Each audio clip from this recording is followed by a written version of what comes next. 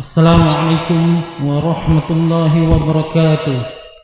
Para pemirsa dan pendengar Radio Roja Darussalam dimanapun berada, sebentar lagi kita akan menyimak kajian Islam Ilmiah Ahlus Sunnah wal Jamaah yang akan dibawakan oleh guru kita Ustadz Priyu Handoko Sarjana Syariah dengan tema kita hari ini mengedepankan hak orang lain. Kajian kitab Minhajul Muslim. Kajian ini diselenggarakan dari Masjid At-Tauhid Komplek Roja Darussalam, Jalan PAK Abdurrahim, nomor 326 Talang Semut, Bukit Kecil, Palembang. Dan kami juga membuka sesi tanya jawab untuk seluruh pendengar kajian hari ini. Bagi yang ingin bertanya, silakan untuk menulis pertanyaan di kolom komentar. Mari kita simak apa yang beliau akan sampaikan, dan semoga ini menjadi ilmu yang bermanfaat bagi kita, keluarga, sahabat, kerabat, serta para pendengar Radio Roja maupun Sriwijaya mengaji dimanapun berada. Tafadhal masykur. Bismillahirrahmanirrahim. Assalamualaikum warahmatullahi wabarakatuh. Alhamdulillah alladzi bi ni'matihi tatimmus shalihat. Asyhadu an la ilaha illallah wahdahu la syarika lah wa asyhadu anna Muhammadan abduhu wa rasuluhu. Salawatullahi wassalamuh wa ala alihi wa ashabihi wa sallama tasliman katsira, amma ba'du. Kaum muslimin dimanapun anda berada, pemirsa Sriwijaya TV dan Roja TV Palembang, semoga Allah Subhanahu wa taala memuliakan kita semua, terkhusus pada saat ini bahwasanya kita betul-betul berusaha untuk memaksimalkan diri kita, memaksimalkan apa-apa yang Allah Subhanahu wa taala berikan, karuniakan kepada kita semua dari kenikmatan-kenikmatannya, dalam rangka untuk mendekatkan diri kepada Allah Subhanahu wa taala dengan mempelajari ilmu agama, ilmu yang Allah Subhanahu wa taala sampaikan kepada Rasulnya dan Sallallahu alaihi wasallam menyampaikan kepada kita semua. Dan itu adalah kenikmatan yang begitu indah, yang begitu agung. Tidak ada kenikmatan yang seindah dari hamba yang dikaruniakan kepadanya ilmu agama. Maka berusahalah untuk semaksimal mungkin untuk mengerahkan semua apa yang kita miliki untuk mencari ilmu agama, untuk memahami sunnah Nabi Shallallahu Alaihi Wasallam, karena itulah jalan satu-satunya kita menuju surga Allah Subhanahu Wa Taala. Tidak mungkin seorang hamba akan bisa masuk surga Allah Subhanahu Wa Taala sampai dia mengerti tentang cara-cara jalan menuju ke surga Allah Subhanahu Wa Taala. Sebagaimana yang sering disampaikan oleh banyak kaum muslimin, terkhususnya para dai, hadis yang begitu indah. Man salaka tariqan yaltamisu fihi ilman sahalallahu lahu bihi tariqan ilal jannah. Kata Nabi sallallahu alaihi wasallam, barang siapa yang menempuh jalan apapun itu, baik tatkala kita duduk manis di rumah kita masing-masing dengan HP-nya, dengan laptopnya, dalam rangka untuk mempelajari agama Allah Subhanahu wa taala, sahalallahu lahu bihi tariqan ilal jannah. Allah Subhanahu wa taala akan mudahkan kita semua insyaallah untuk meraih surganya kelak. Maka dijelaskan oleh Syekhul Islam Ibnu Taimiyah rahimahullah azza wa jalla kaitannya dengan hadis Nabi sallallahu alaihi wasallam tadi, yaitu man lam yadkhulul jannata dunya, barang siapa seseorang yang belum pernah masuk surga dunia, lan yadkhulul jannatal akhirah, maka dia tidak akan mungkin bisa masuk surga akhirat. Surga yang dimana di alam tatkala roh dipisahkan dengan badannya, yaitu hari kiamat kelak. Dan kenikmatan adab kubur, yaitu majelis ilmu. Taman surga yang disebutkan oleh Rasulullah SAW adalah majelis ilmu yang di dalamnya terdapat ilmu yang dibacakan tentang ayat-ayat dan sabda Nabi SAW dan perkataan-perkataan ulama salaf. Maka bersyukurlah kepada Allah Subhanahu wa taala kaum muslimin yang dimuliakan Allah Subhanahu wa taala dimanapun Anda berada, bahwasanya Allah Subhanahu wa taala memberikan taufik kepada kita semua untuk menggerakkan hati kita, pikiran kita, seluruh apa yang kita miliki untuk mencintai, mengharapkan ridha Allah Subhanahu wa taala dengan menuntut ilmu agama.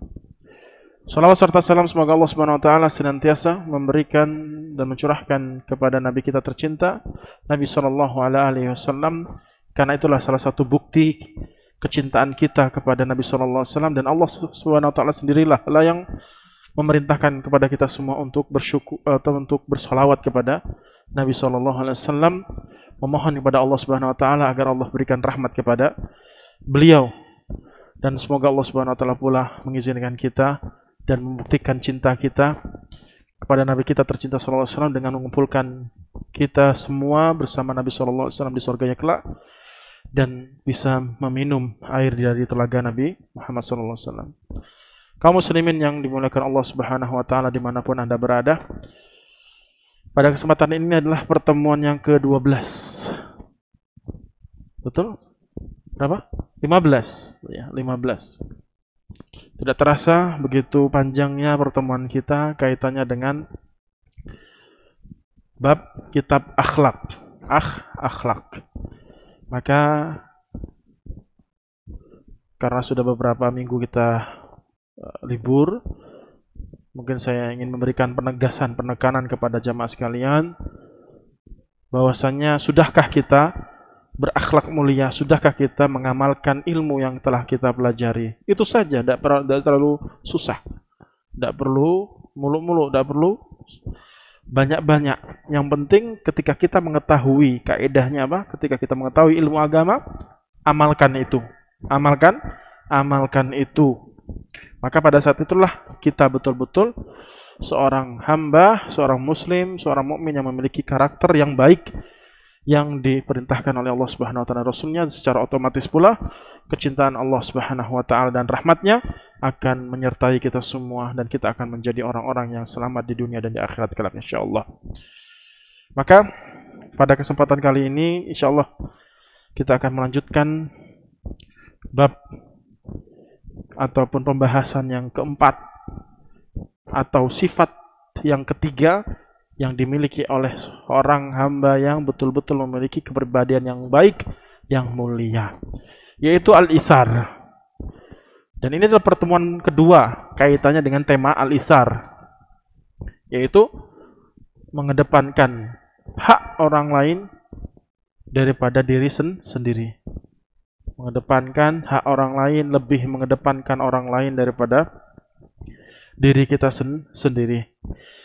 Itu pertemuan yang pertama sudah kita jelaskan secara maknanya, ya, pembukaan kaitannya dengan makna, maksud dari al-itsar, yaitu akhlak seseorang yang mana dia mengedepankan diri dia atau mengedepankan orang lain daripada dirinya sendiri.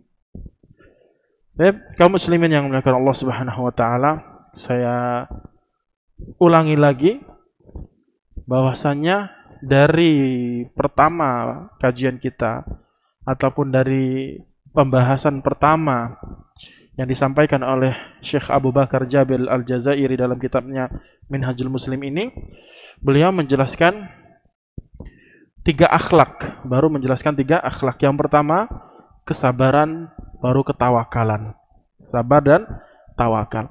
Maka 2 ini kaitannya dengan hak Allah Subhanahu wa taala. Hak Allah Subhanahu wa taala, sabar dan akhlak. Gitu. Baru yang ketiga sekarang ini adalah hak hamba, hak sesama manusia. Maka ketahuilah bahwasanya saudaraku dan saudariku yang seiman dengan Allah Subhanahu wa taala, agama Islam adalah agama yang begitu sempurna, begitu indah, begitu mulia. Yang mana akan kesempurnaan agama Islam, Islam menjelaskan, memaparkan, menyampaikan, menjelaskan kepada kita semua akan petunjuk-petunjuk, pedoman-pedoman, ajaran-ajaran yang kaitannya kepada kepada semua bentuk-bentuk kehidupan manusia dalam perkara akhiratnya atau perkara dunianya. Seakan-akan dulu agama itu hanya berkisar tentang akhirat saja. Agama itu hanya membahas tentang perkara hamba kepada Allah, kepada Rabb-nya, kepada penciptanya. Ternyata tidak. Agama adalah ajaran yang dibawa oleh Nabi Shallallahu Alaihi Wasallam, yaitu Islam, yang mencakup, menjelaskan secara gamblang dan jelas, padat, tegas dan lugas kaitannya, hubungannya dengan Rabb Allah Subhanahu wa taala Maha Pencipta, dan muamalah, perbuatan, perilaku hamba dengan hamba yang lainnya. Bagaimana dia berakhlak mulia, bagaimana dia bersikap kepada Allah Subhanahu wa taala untuk keselamatan di akhiratnya kelak, dan bagaimana pula dia bersikap, berakhlak, berperilaku kepada sesamanya, kepada sesama hamba-hamba Allah, kepada sesama makhluk Allah Subhanahu wa taala. Itu sudah diatur oleh agama Islam. Bahkan ketika kita membahas tentang ilmu fikih, kita membahas ilmu fikih. Di sana ada 5 bab besar. 5 bab besar, atau dikerucutkan lagi menjadi 4 bab besar dalam memahami fikih Islam. Yaitu al-ibadat, al-ibadat, al-munakahat, al-jinayat atau al-hudud, baru al-muamalat. Ada 4 yang paling diringkas lagi, ada 4. Kalau ketika kita membahas atau mempelajari ilmu fikih Islam, maka di sana tercakup dengan 4 bab besar, atau sebagian ulama menjelaskan lebih luas lagi 5 bab, tapi yang lebih rincinya lagi adalah 4 bab besar. Sepatutnya kita ketahui sebagai seorang muslim. Yang pertama bab ibadat, bab ilmu pemahaman seorang hamba dengan agama ini, kaitannya dengan ibadah-ibadah yang Allah wajibkan, yang Allah perintahkan, yaitu rukun Islam tadi. Rukun Islam, syahadat, salat, zakat, haji, dan puasa. Itu masuk kepada bab pertama. Kemudian bab yang kedua adalah munakahat, yaitu perkara kaitannya dengan hamba, yaitu pernikahan, hubungan antara laki-laki dan wanita. Itu masuk bab munakahat. Kedua yaitu bab muamalat. Bab muamalat, perdagangan, yang pada intinya membahas tentang pergaulan antara manusia, hubungan-hubungan manusia dari perdagangan atau yang lainnya, ilmu waris dan seterusnya. Baru yang keempat, jinayat atau hudud, yaitu fikih bab yang membahas tentang kriminal atau kriminalitas, baik secara pidana ataupun perdata. 4 bab besar ini yang dibagi oleh para ulama tadi, kalau kita tinjau manakah yang lebih besar perhatian Islam terhadap hak-hak Allah ataukah kepada hak-hak sesama anak Adam? Coba dilihat. Bab pertama ibadah. Sisanya apa? Munakahat, kemudian muamalat dan jinayat. Kalau 3, 2, 3, 4 kaitannya dengan pembahasan tentang permasalahan tentang hamba, makhluk, antara sesama makhluk. Tetapi kaitannya dengan Allah Subhanahu wa taala hanya satu bab pembahasannya tentang ibadat. Maka kaum muslimin yang dimuliakan Allah Subhanahu wa taala, justru agama Islam betul-betul memberikan perhatian dan porsi yang besar untuk mengajarkan umatnya, manusia secara umum, akan hubungan sesama mereka. Bagaimana terjalinnya hubungan yang begitu indah antara satu dengan yang lainnya dalam dibahas di dalam 3 bab. Yang pada intinya dari 4 bab tadi itu semuanya sebenarnya ibadah. Yang pada intinya 4 bab tadi masuk kategori ibadah. Karena semuanya syariat Allah. Allah yang perintahkan dan Allah yang melarang. Tetapi kalau kita mau pecahkan, kalau ingin kita kerucutkan lagi, maka bab ibadat hanya kepada Allah dan 3 bab sisanya membahas tentang hubungan antara sesama makhluk. Maka kaum muslimin yang dimuliakan Allah Subhanahu wa taala, bersyukurlah kepada Allah Subhanahu wa taala bahwasanya kita betul-betul bisa mendapatkan hidayah Islam, hidayah iman, kita bisa memeluk agama Islam. Kita mengerti tentang agama Allah, mengerti tentang ajaran dan sunnah Nabi SAW, dan Allah tidak jadikan kita menjadi orang-orang non-muslim, orang-orang munafik, orang-orang kafir, orang-orang fasik yang mereka jauh dengan ajaran Allah Subhanahu wa taala. Ini adalah karunia yang begitu indah, karunia yang begitu besar. Sebelum kita menghadap pada Allah Subhanahu wa taala, menghadap kematian kita masing-masing, maka sepatutnya kita betul-betul berusaha semaksimal mungkin untuk memahami agama Allah Subhanahu wa taala yang begitu indah ini, dan ini adalah salah satu tanda akan kesempurnaan agama kita. Maka kaum muslimin yang dimuliakan Allah Subhanahu wa taala, marilah kita berusaha semaksimal mungkin untuk mengerahkan semua apa yang kita miliki dalam rangka untuk memahami agama Allah Subhanahu wa taala. Terlebih-lebih lagi kita ditekankan untuk mengamalkan ilmu tersebut. Kita lanjutkan dari kalimat yang disampaikan oleh pengarang, semoga Allah Subhanahu wa taala merahmati beliau. Yaitu kata beliau, saya lanjutkan lafadznya. Wal muslimu fi itharihi wa hubbihi lil khairi nahijun nahaja wa nahjas salihin as-sabiqin wa dharibun fi darbil awwalin al-faizin alladzina qala Allahu fihim fi sanaihi alaihim. Kata beliau, seorang muslim itu sepatutnya, seorang muslim itu apa? Sepatutnya, muslim dan muslimah, muslim laki-laki dan muslim wanita, sepatutnya betul-betul memahami hakikat isar. Hakikat isar, yaitu mengedepankan hak orang lain, lebih mengutamakan kebutuhan orang lain daripada kebutuhan dan hak kita. Dan berusaha pula untuk mencintai kebaikan untuk orang lain. Mencintai kebaikan untuk orang lain. 2 sifat ini yang ditekankan oleh beliau dalam bab 4 ini. Yaitu apa tadi? Isar, mengedepankan hak dan kebutuhan orang lain daripada diri kita sendiri.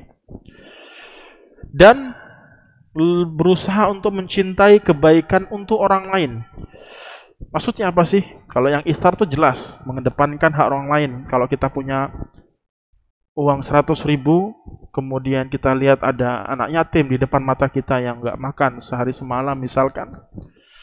Kalau bisa dibagi, dibagi. Dibagi, kalau bisa dibagi, dibagi. 50-50.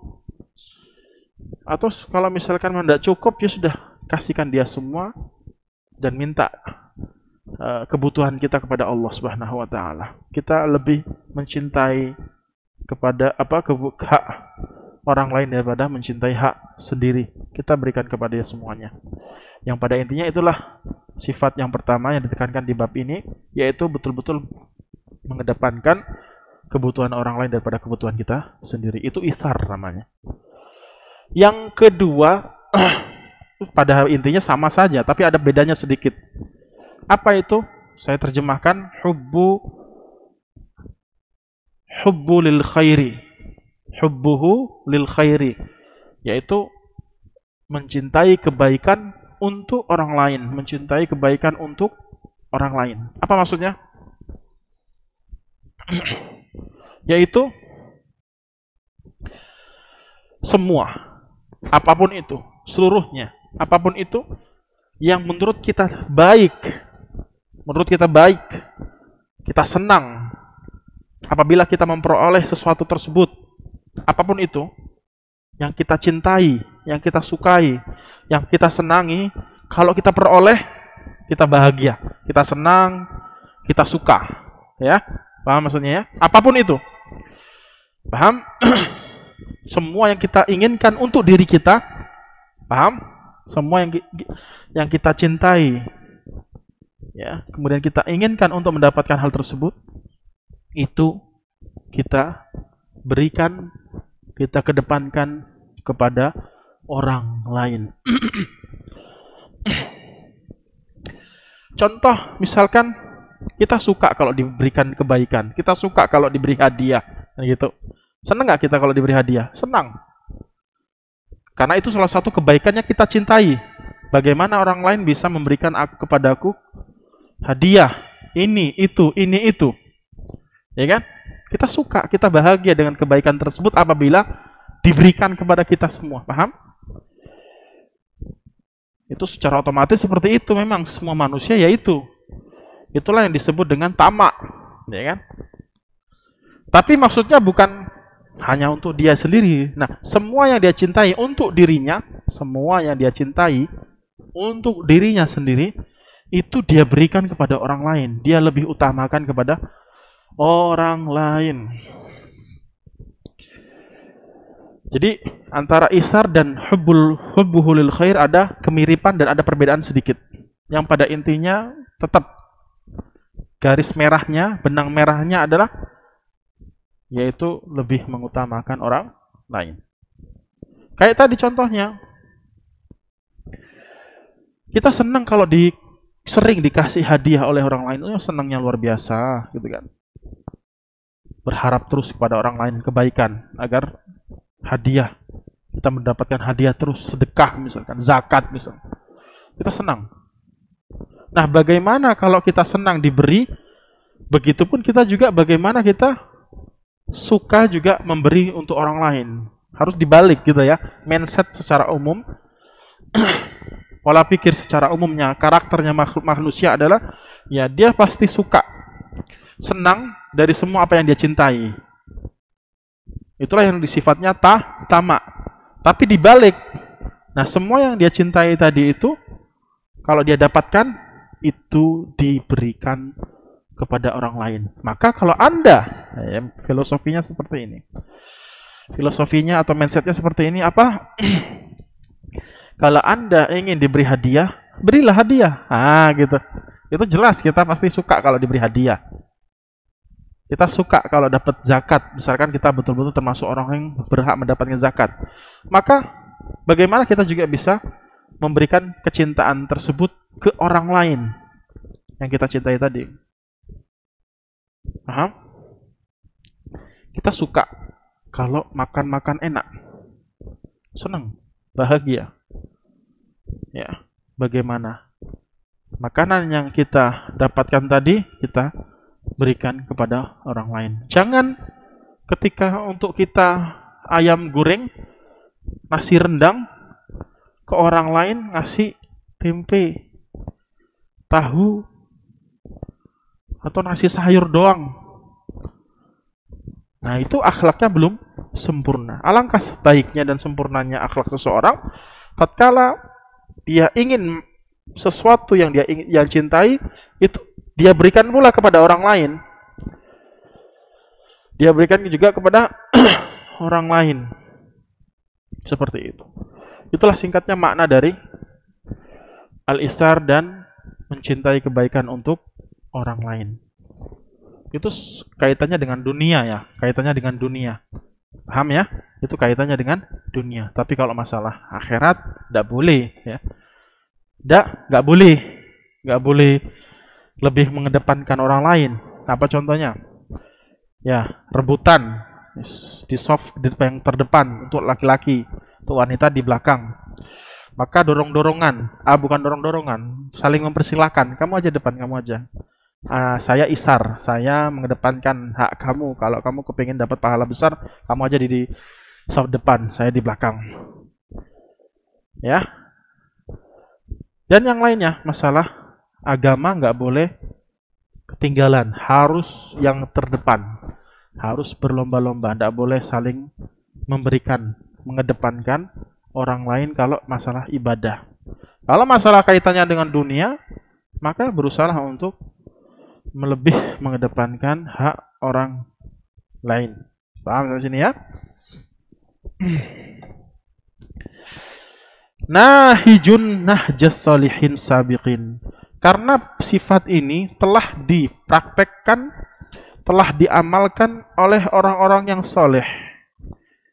Orang-orang soleh yang terdahulu, yaitu para sahabat, murid Nabi Shallallahu Alaihi Wasallam dan generasi yang ketiga seterusnya. Wadharibun fidar bil awalin al-faizin, yang mana mereka telah menitih jalan ini, dan mereka itu betul-betul mendapatkan kemenangan, keberhasilan. Yang mana mereka itu betul-betul telah direkom, diberikan pujian oleh Allah Subhanahu wa taala di dalam Al-Qur'an. Dalam Al-Qur'an surat Al-Hasyr ayat 9. Surat Al-Hasyr ayat 9. Jadi isar itu ada lafadznya di dalam Al-Qur'an. Akhlak isar ada lafadznya di dalam Al-Qur'an. Al-Hasyr ayat 9. Kata Allah Subhanahu wa taala, "Walladzina tabawwa'ud daral wal imana min qulubihim yuhibbuna man hajara ilaihim wa la yajiduna fi sudurihim hajatan mimma utu." Dan orang-orang Ansor, yaitu orang yang asli Madinah, yang telah menetapi tinggal di Madinah. Dan mereka betul-betul telah beriman sebelum kedatangan mereka para orang-orang muhajirin, orang-orang penduduk Mekah, muhajirin. Telah beriman kepada Islam, kepada Allah dan Rasul-Nya.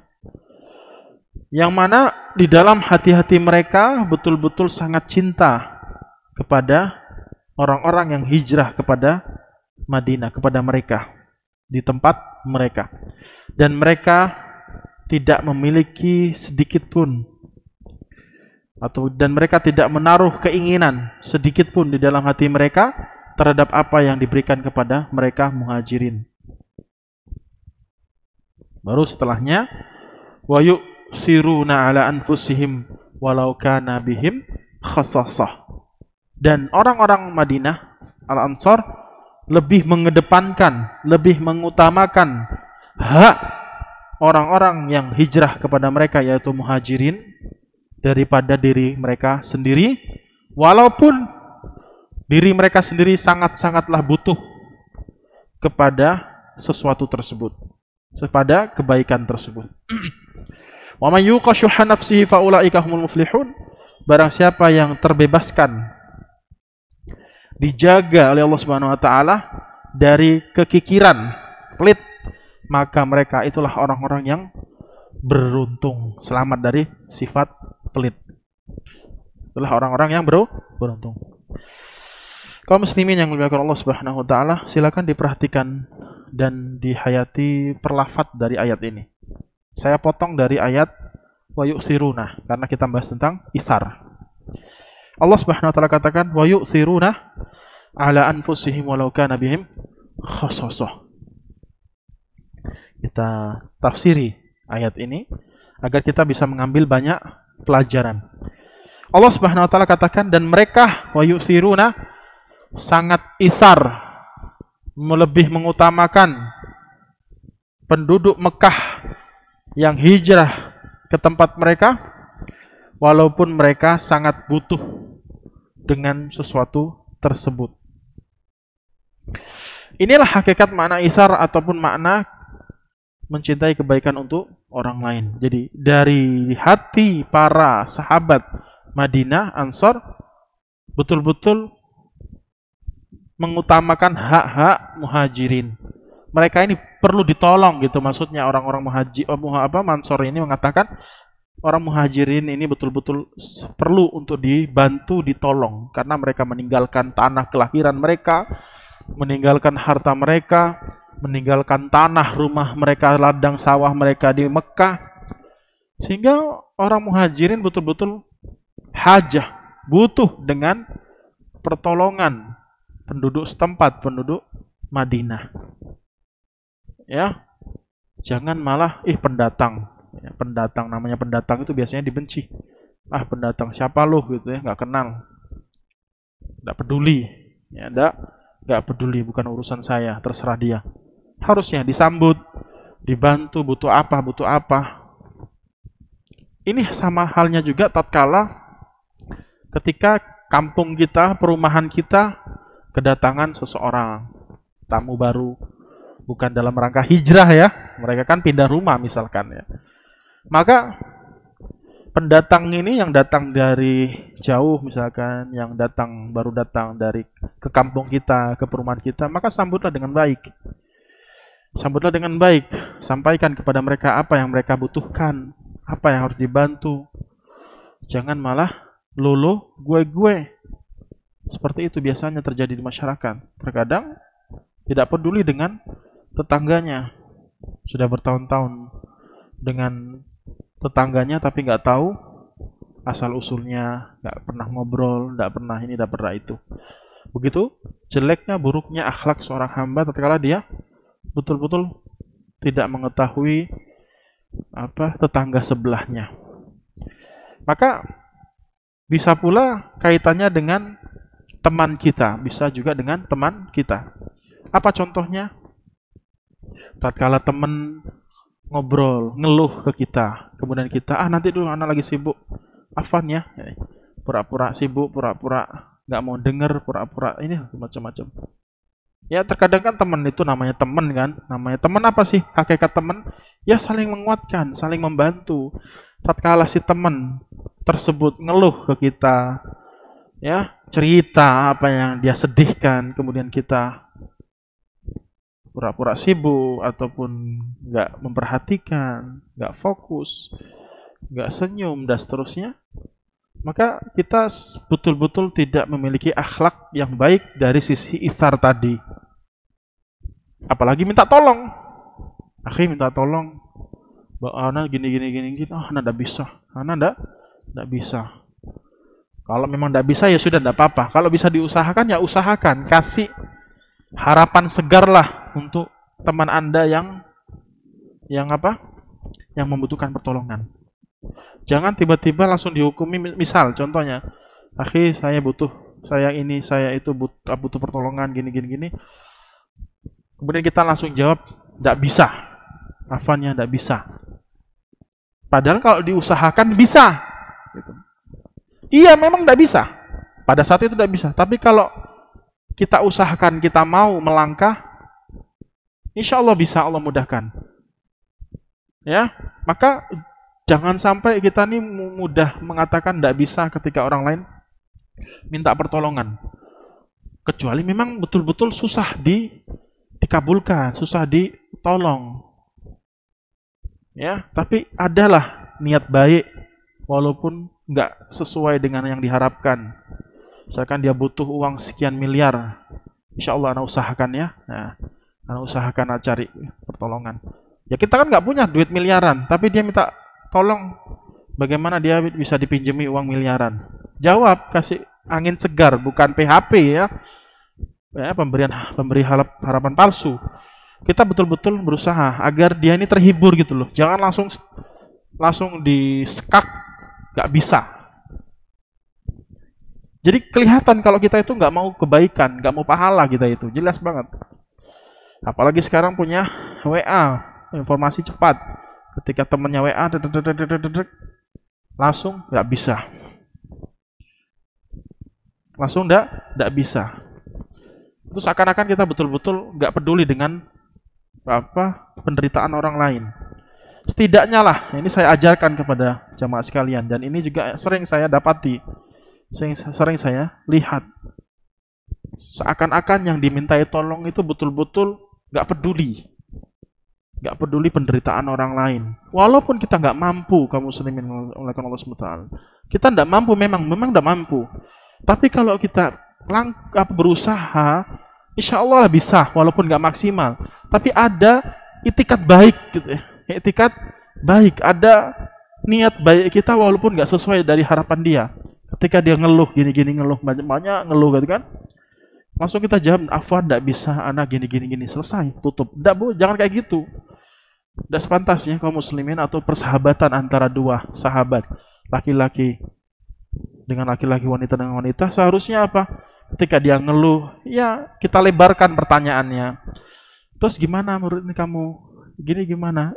Kita lontari pertanyaan juga, kita sampaikan nasihat kah atau apa. Jangan tiba-tiba kita langsung angkat tangan. Nah, sedikit banyaknya kita telah mengobati rasa sakit, mengurangi rasa sakit saudara-saudari kita. Ini saya tekankan karena memang banyak sekali seperti ini. Walaupun kita tidak bisa, memang kita nggak bisa bantu. Kita memang tidak bisa bantu, susah memang. Tapi kalau kita berusaha, bisalah, walaupun nggak maksimal. Yang Allah ingin lihat itu apa sih? Yang Allah ingin lihat apa? Usaha kita itu mau apa enggak mendapatkan atau memberikan kebaikan untuk orang lain. Ya. Jadi jangan sampai kita berpikiran bahwasanya terserah lo, ya. Urusan lo, aku nggak ngurus, urusan gue aja nggak terurus, ngapain nyampurin urusan lo? Jangan ada seperti itu. Makanya Nabi SAW mengatakan bahwasanya al-muslimu al-muslim fi tarahumihim wa fi tawaduihim ka misal atau misal jasadin wahid.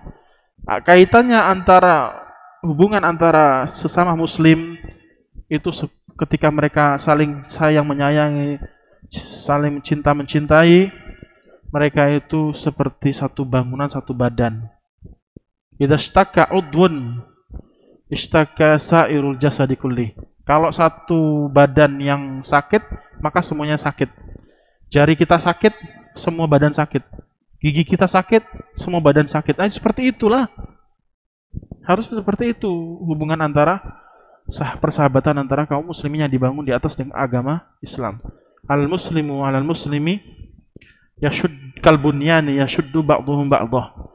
Hubungan antara muslim dengan muslim yang lainnya seperti satu bangunan yang saling menguatkan. Maka saya tekankan lagi, berusaha untuk mencintai kebaikan untuk orang lain sebagaimana kita cintai kebaikan tersebut untuk diri kita sendiri. Jangan mudahnya kita dan jangan gampangnya kita menolak permohonan atau pertolongan dari orang lain. Berusahalah untuk memberikan pertolongan walaupun tidak maksimal. Bukan PHP, bukan pemberi harapan palsu, bukan. Tapi ada usaha. Insya Allah ya, saya akan usahakan, kamu sabar aja. Insya Allah saya akan bantu semaksimal, sekuat saya. Tapi saya nggak janji, mungkin tidak bisa sesuai dengan apa yang kami. Tapi bismillah, insya Allah bisalah, sabar. Jangan tiba-tiba afwan, tidak bisa ya, sudah tutup. Jangan seperti itu. Terlihat kalau kita itu nggak butuh akhirat. Terlihat sekali kalau kita tuh nggak butuh pahala. Terlihat sekali kita nggak butuh surga, tuh terlihat dari sisi itu. Terlihat sekali kita pelit dengan kebaikan untuk orang lain. Maka ini saya tekankan kepada kaum muslimin yang Allah SWT, karena ini susah untuk diamalkan dan susah pula kita dapati orang-orang yang seperti ini. Maka bismillah, dengan taufik dari Allah SWT, insya Allah kita akan mudah menjalani sesuatu yang mungkin susah menurut kita. Kemudian setelah itu Allah katakan, wa may yuqa syuhha nafsihi fa ulaika humul muflihun. Sebelumnya. Khososoh, saya ingin jelaskan khososoh. Khososoh ini kita butuh ya. Kita butuh banget sama makanan itu. Kita sangat-sangat butuh sekali dengan makanan tersebut. Satu bungkus nasi ayam misalkan. Tapi kok dilihat di depan orang kita kok ada orang anak yatim, butuh banget dengan makanan. Kalau kita bagi tidak cukup, mungkin dia punya orang tua yang harus dibantu juga makanan. Ya bismillah, kita butuh banget sama makanan itu, tapi kita kasih. Jadi ada dua tingkatan. Saya tegaskan lagi dari satu kalimat ini, yaitu apa kalimatnya? Wa yu'thiruna ala anfusihim walau kana bihim khososoh. Kita ambil dua faedah. Lafaz itu ya. Wa yu'thiruna, kalau bisa dihafal. Wa yu'thiruna ala anfusihim walau kana bihim khososoh. Surat Al-Hasyr ayat 9, lembar kedua yang paling bawah sedikit, yang paling pojok ke bawah. Gitu ya. Dua faedah. Pertama, ketika kita memberikan dan mengedepankan hak orang lain daripada kita tidak merasa berat. Kita tidak merasa dirugikan. Tidak merasa apa? Tidak merasa dirugikan. Apa maksudnya? Apa maksudnya? Kita punya nasi padang 2, nasi rendang 2. Pas pulang jalan kaki ketemu anak kelaparan, anak yatim atau pokoknya susah lah. Orang tua atau seseorang lah yang butuh dibantu lah, butuh makan. Ya kita kasih 1, kita dapat 1. Kita masih, ya dia misalnya makannya 2 bungkus kepengennya, ya kan? 2 bungkus, cukuplah satu bungkus ini. Nanti di rumah ada nasi tambah bisa. Dikasih 1 bungkus. Paham? Kira-kira keberatan nggak yang memberikan nasi tadi? Nggak terlalu lah, karena dia ya ada yang bisa dimakan lah untuk dia. Ya terlalu butuh lah. Paham? Ini isar yang pertama. Isar yang kedua adalah dan lebih berat. Apa itu? 1 bungkus. Kepingin banget tadi nggak makan dari pagi. Sudah jam siang nih kan, jam 12. Laparnya luar biasa. Pas beli nasi padang, pas mau ke rumah kok di pinggir jalan ngeliat orang, ya Allah kasihan banget, kelaparan itu kayaknya, gitu kan. Dikasih setengah pun kasihan, anak-anaknya juga banyak. Ya sudah, kasihkan semua. Ada rasa sakit di hati, beratnya luar biasa.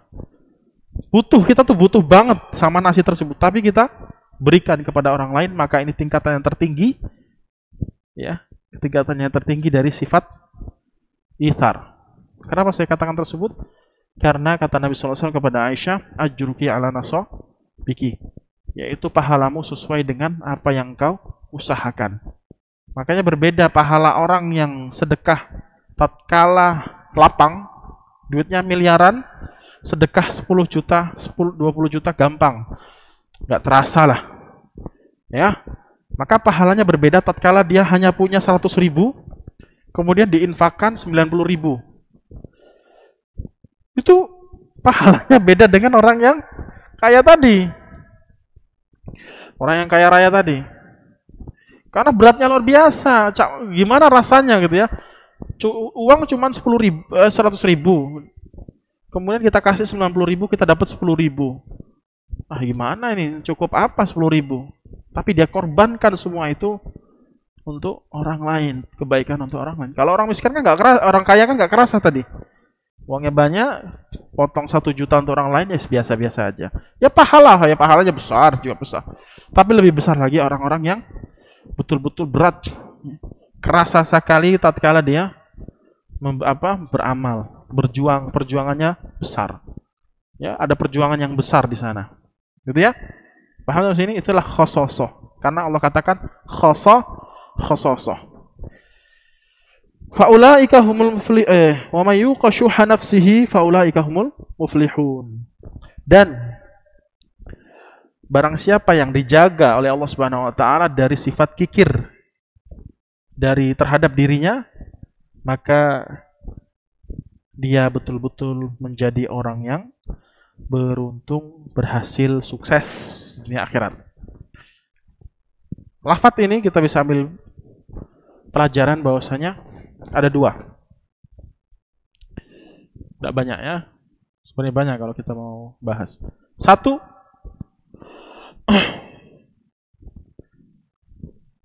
orang yang kikir, ya, orang yang kikir, orang yang pelit, orang yang kikir, pada hakikatnya dia tidak mencintai kebaikan untuk orang lain dan dia tidak mengedepankan hak orang lain. Dia lebih mementingkan dirinya sendiri. Maksudnya apa? Itsar bertolak belakang dengan bertentangan dengan sifat kikir. Makanya Allah kuatkan penutup ayat ini dari sebelumnya. Penutup ayat ini dengan sebelumnya. Jadi al-itsar tidaklah kikir. Atau dermawan itu, al-jawad, dermawan itu adalah orang-orang yang itsar. Ya gitu cara memahaminya. Paham ya? Orang yang baik, suka ngasih, itu namanya itsar. Kalau kikir, tak itsar dia. Dia tidak itsar. Satu. Kedua, di sini Allah Subhanahu wa taala katakan syuh. Syuh itu kalau kita terjemahkan kikir. Maka kikir dalam bahasa Indonesia lebih berat daripada pelit. Kalau dalam bahasa Arab syuh itu adalah dia nggak mau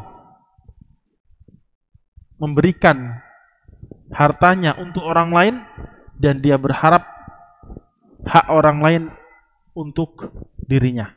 Paham maksudnya? Dia nggak mau kalau hartanya keluar, tapi kepingin harta orang lain keluar untuk dirinya. Itu pelit yang murakab, pelit yang parah. Paham? Kalau bisa kamu yang ngasih saya, aku nggak mau ngasih ke kamu. Kamu yang ngasih ke saya. Itu kikirnya luar biasa. Ya. Kalau pelit, yaitu bahasa Arabnya bakhil. Bakhil itu pelit lebih rendahan, yaitu ya eksistensi dari pelit Indonesia adalah ya nggak mau memberikan harta untuk orang lain. Harta dia nggak mau untuk orang lain. Mementingkan dirinya sendiri. Jadi kalau pelit itu bakhil dalam bahasa Arab hanya untuknya dirinya sendiri. Pelit itu atau bakhil. Tapi kalau syuh, kikir, sudah pelit, sudah nggak mau mengeluarkan harta dia, tapi bagaimana orang lain perhatian kepadaku, memberikan kepadaku. Berhasrat sekali untuk mendapatkan harta, kenikmatan dari orang lain. Seperti itu yang bisa saya sampaikan, semoga bisa dipahami saja kaitannya tentang masalah itsar. Insyaallah pertemuan selanjutnya kita akan jelaskan contoh-contoh kisah-kisah itsar. Silakan kalau ada yang ditanyakan.